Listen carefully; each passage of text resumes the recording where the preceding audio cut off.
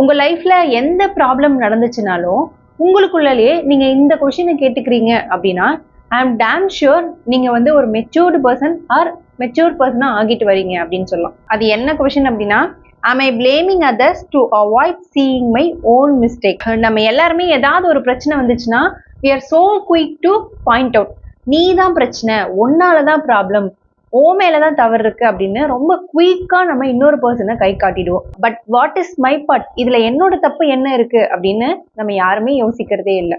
அப்படியே நம்ம மேல ஏதாவது ஒரு மிஸ்டேக் இருக்குன்னு நமக்கு தெரிஞ்சாலும் கூட ஏதாவது ஒரு ரீசனை ஃபைண்ட் பண்ணி இதனாலதான் நான் இதை பண்ணேன் அப்படின்னு வந்து ஜஸ்டிஃபிகேஷன் நமக்கு கொடுத்துருப்போம். மேக்சிமம் ஆஃப் த டைம் வந்து நம்ம சைட்ல என்ன பிரச்சனை இருக்கு, நம்ம சைட்ல என்ன செஞ்சதால இந்த ப்ராப்ளம் கிரியேட் ஆச்சு அப்படின்றது யோசிக்காம நம்மளோட அக்கௌண்டபிலிட்டியை தவிர்க்கிறதுக்கு நம்ம ஈஸியா இன்னொருத்தவங்களை வந்து பாயிண்ட் அவுட் பண்ணிடுவோம். இதுல இன்னும் கொஞ்சம் பேருக்கு இந்த மாதிரி டவுட் வரலாம், என் மேல எந்த மிஸ்டேக்குமே இல்லை, எதிரில் இருக்கிற பர்சன் மேலதான் தப்பு, ஆனா அவங்க மிஸ்டேக்கான அக்கௌண்டபிலிட்டியை அவங்க எடுத்துக்காம இருக்கிறதுக்காகவே அதை மேனிப்புலேட் பண்ணி நான் தான் காரணம் அப்படின்னு சொல்றாங்க.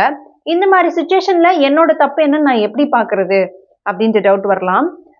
ஸோ இங்கேயுமே 2 பேர் மேலேயும் மிஸ்டேக் இருக்குன்னு தான் நான் சொல்லுவேன்.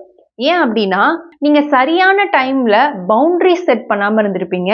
உங்களை இன்னொருத்தவங்க டேக் இட் ஃபார் கிராண்டடா எடுத்துக்கிற அளவுக்கு உங்களுக்கான பவுண்டரிஸ் ரொம்ப வீக்கா இருந்திருக்கும். ஸோ இங்கேயும் நம்மளோட பார்ட் ஆஃப் மிஸ்டேக் இருக்கு இல்லையா? ஸோ எந்த ஒரு ப்ராப்ளம் வந்தாலும் அதுல இன்வால்வ் ஆகிருக்கிற 2 பர்சன் மேலேயுமே மிஸ்டேக்ஸ் இருக்கும்.